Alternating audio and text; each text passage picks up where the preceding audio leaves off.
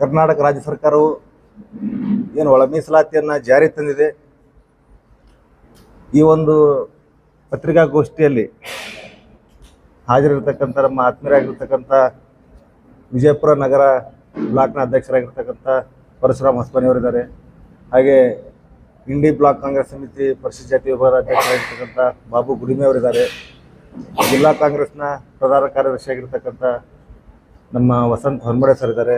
ಹಾಗೆ ITBT cell ಜಿಲ್ಲಾ ಅಧ್ಯಕ್ಷರಾಗಿರ್ತಕ್ಕಂಥ ನಮ್ಮ ಆತ್ಮೀಯರಾಗಿರ್ತದ ರಾಘು ನಿಡಗುಂದಿ ಅವರಿದ್ದಾರೆ. ಹಾಗೆ ಜಿಲ್ಲಾ ಕಾಂಗ್ರೆಸ್ನ ಪರಿಶಿಷ್ಟ ಜಾತಿ ವಿಭಾಗದ ಕಾರ್ಯದರ್ಶಿಯಾಗಿರ್ತಕ್ಕಂಥ ನಮ್ಮ ಮಹಾದೇವ್ ಅವರಿದ್ದಾರೆ. ಇವತ್ತು ಈ ಒಂದು ಪತ್ರಿಕಾಗೋಷ್ಠಿಯ ಒಂದು ಉದ್ದೇಶ ಏನಪ್ಪ ಅಂದರೆ, ಸುಮಾರು 4 ದಶಕಗಳ ಕಾಲ ಈ ರಾಜ್ಯದಲ್ಲಿ ಒಂದು ದಲಿತ ಪರ ಹೋರಾಟಗಾರರು ಒಳ ಮೀಸಲಾತಿ ಜಾರಿ ಮಾಡಬೇಕು ಅನ್ನತಕ್ಕಂಥ ಒಂದು ಉದ್ದೇಶದಿಂದ ಹಲವಾರು ರೀತಿಯಿಂದ ಹೋರಾಟವನ್ನು ಮಾಡ್ಕೊಂಡು ಬಂದರು. ಈ ರಾಜ್ಯದಲ್ಲಿ ಹಲವಾರು ಸರ್ಕಾರಗಳು ಕೂಡ ಬಂದು ಬರೀ ಭರವಸೆಗಳನ್ನು ಕೊಟ್ಟಿದ್ದರು. ಯಾರೂ ಕೂಡ ಈ ಒಳ ಮೀಸಲಾತಿಯನ್ನು ಜಾರಿ ಮಾಡುವಲ್ಲಿ ಯಶಸ್ಸನ್ನು ಕಂಡಿರಲಿಲ್ಲ. ಹಾಗೂ ಮಾಡಬೇಕಂತಕ್ಕಂಥ ಒಂದು ಮನಸ್ಥಿತಿ ಕೂಡ ಯಾವುದೇ BJP ಸರ್ಕಾರಕ್ಕಾಗಲಿ ಮತ್ತು ಬೇರೆ ಬೇರೆ ಸರ್ಕಾರಕ್ಕಾಗಿ ಇರಲಿಲ್ಲ. ಆದರೆ ಕಾಂಗ್ರೆಸ್ ಸರ್ಕಾರ ಏನು 2023ರಲ್ಲಿ ಚಿತ್ರದುರ್ಗದಲ್ಲಿ ನಡೆದಂಥ ಒಂದು SC/ST ಸಮಾವೇಶದಲ್ಲಿ ಹೇಳಿದ್ರು. ಆ ಸಂದರ್ಭದಲ್ಲಿ ನಾವು ಅಧಿಕಾರಕ್ಕೆ ಬಂದರೆ ಒಳ ಮೀಸಲಾತಿಯನ್ನು ಜಾರಿ ತಂದೆ ತರ್ತೀವಿ ಅಂತಕ್ಕಂಥದ್ದು. ಹಾಗೆ ಪ್ರಣಾಳಿಕೆಯಲ್ಲೂ ಕೂಡ ಹೇಳಿದರು, ಕರ್ನಾಟಕ ರಾಜ್ಯದಲ್ಲಿ ನಮ್ಮ ಕಾಂಗ್ರೆಸ್ ಸರ್ಕಾರ ಅಧಿಕಾರಕ್ಕೆ ಬಂದ ತಕ್ಷಣ ನಾವು ಒಳ ಮೀಸಲಾತಿಯನ್ನು ಜಾರಿ ತರ್ತೀವಿ ಅಂತಕ್ಕಂಥ ಮಾತನಾಡಿದರು.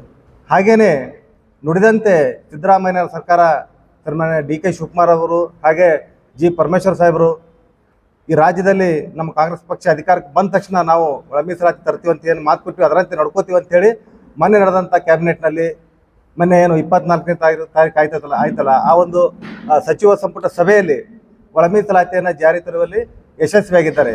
ಏನು ಶೋಷಿತ ಸಮುದಾಯಕ್ಕೆ 101 ಜಾತಿಗಳಿದ್ದು, ಎಲ್ಲ ಪರಿಶಿಷ್ಟ ಜಾತಿ ಎಲ್ಲ ವರ್ಗಗಳು ಕೂಡ ಯಾವುದೇ ಸಮಾಜಕ್ಕೂ ಕೂಡ ಅನ್ಯಾಯ ಆಗದೇ ಇರೋ ರೀತಿಯಲ್ಲಿ ಒಳ ಮೀಸಲಾತಿಯನ್ನು ಜಾರಿ ತಂದು ಇವತ್ತೇನಪ್ಪ ಅಂದ್ರೆ ಎಡಗೈ ಸಮುದಾಯಕ್ಕೆ 5.25, ಹಾಗೆ ಬಲಗೈ ಸಮುದಾಯಕ್ಕೆ 5.25, ಅದೇ ರೀತಿ ಏನು ಸ್ಪರ್ಶ ಜಾತಿಗಳು ಹಾಗೆ ಏನು ಅಲೆಮಾರಿ ಸಮುದಾಯಕ್ಕೆ 4.50 ಅನ್ನುವಂಥ ಒಂದು ರೀತಿಯಲ್ಲಿ ಎಲ್ಲರಿಗೂ ಕೂಡ ಸಮಾನವಾಗಿ ನ್ಯಾಯವನ್ನು ಒದಗಿಸ್ತಕ್ಕಂಥ ಕೆಲಸ ಸನ್ಮಾನ್ಯ ಸಿದ್ದರಾಮಯ್ಯನವರು ಮಾಡಿದ್ದಾರೆ. ಇವತ್ತು ನೋಡ್ತಾ ಇದ್ದೀವಿ ನಾವು, ಈ BJP ಅವರು ಬರೀ ಭರವಸೆಯನ್ನು ಕೊಟ್ಟಿದ್ರು. ಯಾವುದೇ ಕಾರಣಕ್ಕೂ ನಾವು ಒಳ ಮೀಸಲಾತಿ ತರ್ತೀವಿ, ಹಂಗೆ ಮಾಡ್ತೀವಿ ಹಿಂಗೆ ಮಾಡ್ತೀವಿ ಅಂತ ಬರೀ ಸುಳ್ಳು ಭರವಸೆಯನ್ನು ಕೊಟ್ಟಿದ್ರು. ಯಾವುದೇ ಭರವಸೆಯನ್ನು ಕೂಡ ಅವರು ಈಡೇರಿಸಲಿಲ್ಲ. ಇವತ್ತು ಸಿದ್ದರಾಮಯ್ಯನವ್ರ ಸರ್ಕಾರ ಏನು 2013ರಿಂದ 18ರ ಅವಧಿಯಲ್ಲಿ ಏನು ಭರವಸೆ ಕೊಟ್ಟಿದ್ರು, ಏನು ಗ್ಯಾರಂಟಿಗಳನ್ನು ಕೊಟ್ಟಿದ್ರು, ಅವೆಲ್ಲವನ್ನೂ ಕೂಡ 168 ಭರವಸೆಯನ್ನು ಕೂಡ ಆ ಸಂದರ್ಭದಲ್ಲಿ ಕೂಡ ಈಡೇರಿಸಿದ್ರು. ಹಾಗೇನೆ ಇವತ್ತು 2023ರಲ್ಲಿ ಏನು ನಮ್ಮ ಕಾಂಗ್ರೆಸ್ ಪಕ್ಷ ಅಧಿಕಾರಕ್ಕೆ ಬಂದಿದೆ, ಈ ಒಂದು ಸಂದರ್ಭದಲ್ಲಿಯೂ ಕೂಡ ಇವತ್ತು ಏನು ನಮಗೆ ಭರವಸೆನ ಕೊಟ್ಟಿದ್ರು, ಶೋಷಿತ ಸಮುದಾಯಕ್ಕೆ ಏನೋ ಒಂದು ಭರವಸೆ ಕೊಟ್ಟು ನಾವು ಏನು ಒಳ ಮೀಸಲಾತಿಯನ್ನು ತಂದೆ ತರ್ತೀವಿ ಅಂತಕ್ಕಂಥ ಮಾತನ್ನು ಹೇಳಿದರು. ಹಾಗೆ ನುಡಿದಂತೆ ನಡೆದು ಇವತ್ತು ದಿವಸ ಎಲ್ಲರಿಗೂ ಕೂಡ ನ್ಯಾಯವನ್ನು ಒದಗಿಸಿ ಒಳ ಮೀಸಲಾತಿ ಯಾರಿಗೆ ಯಾವುದೇ ತಾರತಮ್ಯವಿಲ್ಲದೆ ಎಲ್ಲ ಸಮುದಾಯಗಳಿಗೂ ಕೂಡ ವಿಶ್ವಾಸಕ್ಕೆ ತೆಗೆದುಕೊಂಡು ಡಾಕ್ಟರ್ ಬಾಬಾ ಸಾಹೇಬ್ ಅಂಬೇಡ್ಕರ್ ಅವರ ಆಶಯವನ್ನು, ಏನು ಬಾಬಾ ಸಾಹೇಬ್ ಅಂಬೇಡ್ಕರ್ ಅವರ ಸಂವಿಧಾನದ ಅಡಿಯಲ್ಲಿ ಎಲ್ಲರಿಗೂ ಕೂಡ ನ್ಯಾಯವನ್ನು ಕೊಡಬೇಕು ಅಂತಕ್ಕಂಥ ಒಂದು ಏನು ಆಶಯ ಇದೆ, ಸಂವಿಧಾನದ ಆಶಯ ಇದೆ, ಅದನ್ನು ಯಥಾವತ್ತಾಗಿ ಎಲ್ಲರಿಗೂ ಕೂಡ ತಲುಪುವಂಥ ಕೆಲಸವನ್ನು ಇವತ್ತು ಕಾಂಗ್ರೆಸ್ ಪಕ್ಷ ಮಾಡ್ಕೊಂಡು ಬಂದಿದೆ. ಏನು ಬಾಬಾ ಸಾಹೇಬರ ಒಂದು ತತ್ವ ಸಿದ್ಧಾಂತಗಳನ್ನು ಕಾಂಗ್ರೆಸ್ ಪಕ್ಷ ಯಾವತ್ತೂ ಕೂಡ ಪಾಲಿಸ್ತದೆ ಅಂತಕ್ಕಂಥದ್ದನ್ನು ಸಾಬೀತುಪಡಿಸುವಲ್ಲಿ ಇವತ್ತು ಕಾಂಗ್ರೆಸ್ ಪಕ್ಷ ಯಶಸ್ವಿಯಾಗಿದೆ.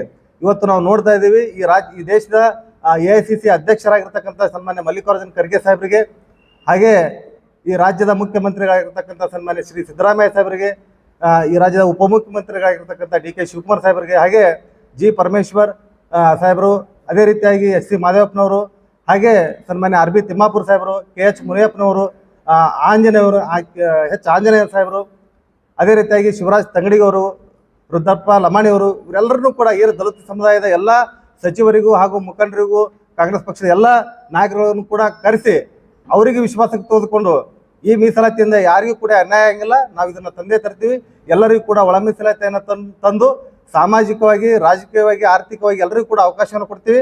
ಮುಖ್ಯವಾಗಿ ಇವತ್ತಿನ ಏನಪ್ಪ ಅಂದ್ರೆ ಶೈಕ್ಷಣಿಕವಾಗಿ ಮತ್ತು ಆರ್ಥಿಕವಾಗಿ ತಮಗೆ ಒಳ ಮೀಸಲಾತಿಯನ್ನು ಜಾರಿ ಮಾಡ್ತೀವಿ ಅಂತಕ್ಕಂಥ ಮಾತನ್ನು ಹೇಳಿ ಇವತ್ತು ಜಾರಿ ಅಂತಿದ್ದಾರೆ.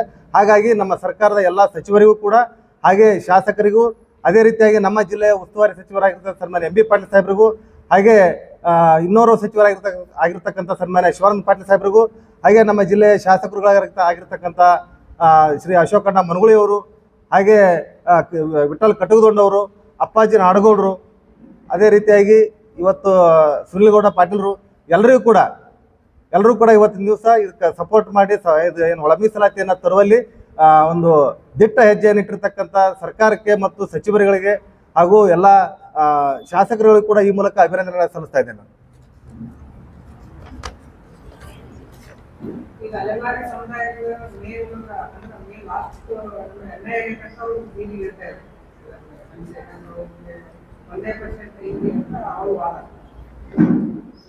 ಈಗ ಅಲೆಮಾರಿ ಸಮುದಾಯಕ್ಕೆ ಕೂಡ ನ್ಯಾಯ ಒದಗಿಸ್ತಕ್ಕಂಥ ಕೆಲಸ ಸನ್ಮಾನ್ಯ ಸಿದ್ದರಾಮಯ್ಯನವರು ಮಾಡ್ತೀವಿ ಅಂತ ಹೇಳಿದ್ದಾರೆ.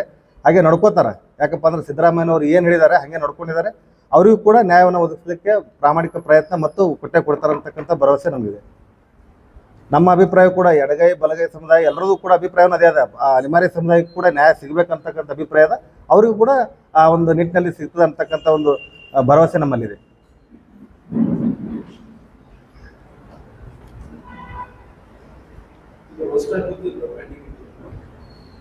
ರೋಸ್ಟರ್ ಪದ್ಧತಿ ಮೊನ್ನೆ ಲಾಸ್ಟ್ ಟೈಮ್ ಅದು ಒಂದು ಏನು ಸಮಸ್ಯೆ ಆದ್ರಿಂದಾನೇ ಅದನ್ನು ಮತ್ತೊಂದು ಸಲ ಪರಿಗಣನೆ ತಗೊಂಡು ಮತ್ತೊಂದು ಸಲ ಎಲ್ಲ ಸಮುದಾಯದ ನಾಯಕರ ಜೊತೆ, ಆಮೇಲೆ ಹೋರಾಟಗಾರರ ಜೊತೆ, ಆಮೇಲೆ ಸಚಿವರ ಜೊತೆ ಚರ್ಚೆ ಮಾಡಿ ಎಲ್ಲರೂ ಕೂಡ ಸಮಾನವಾಗಿ ಹಂಚಬೇಕಂತಕ್ಕಂಥ ಉದ್ದೇಶ ಇಟ್ಟುಕೊಂಡೇ ಮತ್ತೊಂದು ಸಲ ಇದು ಮಾಡುತ್ತೆ ಸರ್.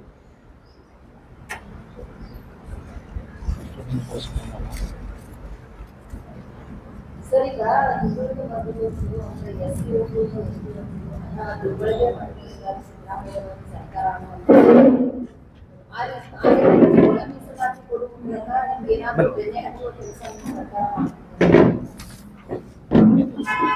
ಮೇಡಮ್, ಈಗ SC/PTSP ಅಂತಕ್ಕಂಥ ಕಾನೂನನ್ನು ತಂದಿದ್ದೇ ಕಾಂಗ್ರೆಸ್ ಸರ್ಕಾರ, ಸಿದ್ದರಾಮಯ್ಯವ್ರ ಸರ್ಕಾರ. 2013ರಿಂದ 18 ಅವಧಿಯೊಳಗೆ ಏನಿದ್ರಲ್ಲ, ಅವಾಗ ಪರಿಶಿಷ್ಟರಿಗೂ ಕೂಡ, ಪರಿಶಿಷ್ಟ ಜಾತಿ ಮತ್ತು ಪರಿಶಿಷ್ಟ ವರ್ಗಕ್ಕೂ ಕೂಡ ಎಲ್ಲ ಏನು ಒಳ ಏನು ಕಾಂಟ್ರಾಕ್ಟ್ ಕೆಲಸಗಳಲ್ಲಿಯೂ ಕೂಡ ಮೀಸಲಾತಿಯನ್ನು ಕೊಟ್ಟು, ಆಮೇಲೆ ಅವರಿಗೆ ವಿಶೇಷವಾದ ಅನುದಾನವನ್ನು ಕೊಟ್ಟಿರ್ತಕ್ಕಂಥದ್ದು ಸಿದ್ದರಾಮಯ್ಯ ಸರ್ಕಾರ. ಹಾಗಾಗಿ ನಮ್ಮ ಸರ್ಕಾರದಲ್ಲಿ, ಸಿದ್ದರಾಮಯ್ಯವ್ರ ಸರ್ಕಾರದಲ್ಲಿ ಯಾವುದೇ ರೀತಿ ದಲಿತರಿಗೆ ಮತ್ತು ಈ ಪರಿಶಿಷ್ಟ ಜಾತಿಯ ವರ್ಗದ ಹಣ ಎಲ್ಲಿಯೂ ಕೂಡ ದುರ್ಬಳಕೆ ಆಗಿಲ್ಲ ಅಂತಕ್ಕಂಥ ಮಾತನ್ನ ಹೇಳಕ್ಕೆ ಇಷ್ಟಪಡ್ತೀನಿ.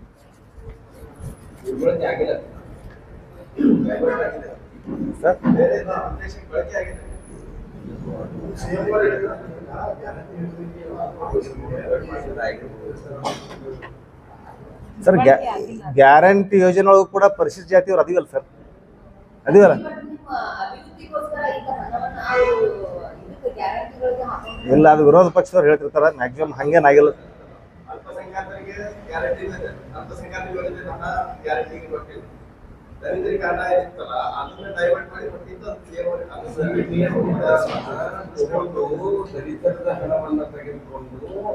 ಗ್ಯಾರಂಟಿಗೆ ಬಳಕೆ ಮಾಡಿದ್ದಾರೆ. ಬೇರೆ ಸಮುದಾಯದ ಫಂಡ್ ರಿಸರ್ವ್ ಇಟ್ಟಿರಲ್ಲ, ಆ ಹಣವನ್ನು ತೆಗೆದುಕೊಂಡು ಬಳಕೆ ಮಾಡಲಿಲ್ಲ. ಎಲ್ಲೋ ಕಡೆ ದಲಿತ ಸಮುದಾಯವನ್ನ ಅನ್ಯಾಯ ಮಾಡಿದಾರೆ ಅಂತ ಅನಿಸ್ತಾ ಇಲ್ವಾ ಅಂತ ಪ್ರಶ್ನೆ ಬಂತು. ನಮ್ಗೆ ಹಂಗ ಅನಿಸ್ತಾರೆ ಸರ್. ಈಗ ನಾನು ಹೇಳೋದಾದ್ರೆ, ಈ ಒಂದು ಏನು ದಲಿತರ ಇದು ಪರಿಶಿಷ್ಟ ಜಾತಿ ಪರಿಶಿಷ್ಟ ಪಂಗಡಕ್ಕೆ ಏನು ಈ ಒಂದು ಹಣನ ಮೀಸಲಿಟ್ಟಿರ್ತಾರಲ್ಲ, ಇದನ್ನ ಏನು ವಿರೋಧ ಪಕ್ಷದವ್ರು ಹೇಳ್ತಾರ ನಮಗ ಈ ಗ್ಯಾರಂಟಿ ಏನು 5 ಗ್ಯಾರಂಟಿಗಳು ಕೊಡ್ತಾ ಇರೋದ್ರಿಂದ ನಾವು ಇವತ್ತು ಹಿಂದುಳಿದವರಿಗೆ, ದಲಿತರಿಗೆ, ಪರಿಶಿಷ್ಟ ಜಾತಿ ಪರಿಶಿಷ್ಟ ಪಂಗಡಗಳಿಗೆ ಅನ್ಯಾಯ ಆಗ್ತಾ ಇದೆ ಅಂತ. ನಮ್ಮ ಏನು ಸಿದ್ದರಾಮಯ್ಯ ಸಾಹೇಬ್ರಾಗ್ಲಿ, ನಮ್ಮ ಹೈಕಮಾಂಡ್ ಆಗ್ಲಿ ಅಂತ ಒಂದು ಕೆಲಸ ಮಾಡೋದಿಲ್ಲ ಅಂತ ನಾ ಈ ಒಂದು ಸಂದರ್ಭದಲ್ಲಿ ಹೇಳಿದ್ದೀನಿ.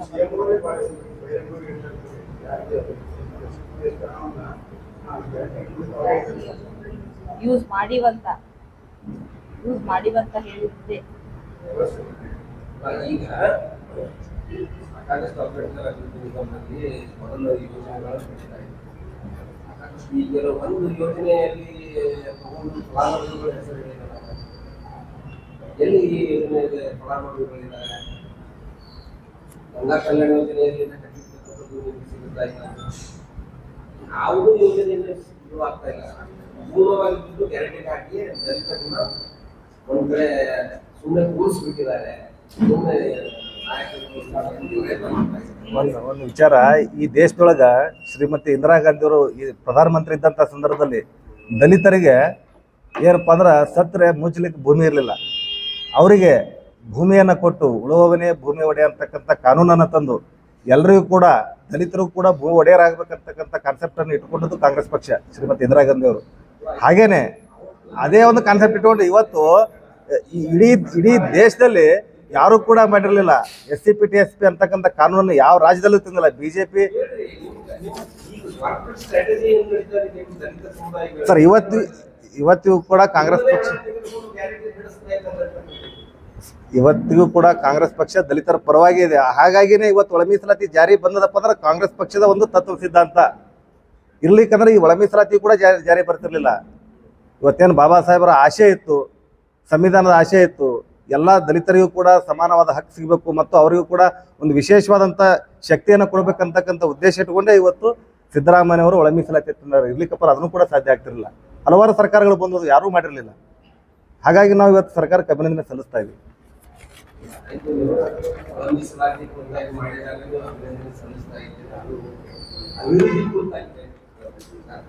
ಅಭಿವೃದ್ಧಿ ಎಲ್ಲಿ ಆಗ್ತಾ ಇದೆ? ದಲಿತರ ಅಭಿವೃದ್ಧಿ ಎಲ್ಲ ಆಗ್ತಾ ಇದೆ? ದಲಿತರಿಗೆ SCPT ಎಲ್ಲಿದೆ? ಆಗಿದೆ ಸರ್, ಅಭಿವೃದ್ಧಿ ಆಗ್ತಾ ಇದೆ ಸರ್. ಸಾಕಷ್ಟು ಯೋಜನೆಗಳು ಕೊಡ್ತಾ ಇದ್ದಾರೆ ನಮ್ಗೆ ಆಲ್ರೆಡಿ, ಮಾಡ್ತಾ ಇದೀವಿ ಸರ್. ಈಗ ಎಲ್ಲೋ ಒಂದ್ ಸ್ವಲ್ಪ ಅಡೆತಡೆಗಳು ಇರ್ತಾವ, ಅದನ್ನ ಸರಿಪಡಿಸ್ಕೊಂಡು ಈಗ ಮುಂದಿನ ದಿನಮಾನಗಳಲ್ಲಿ ಆಶ್ವಾಸನೆ ಕೊಟ್ಟರು ನಮ್ಮ ಸಿದ್ದರಾಮಯ್ಯ ಸಾಹೇಬರು.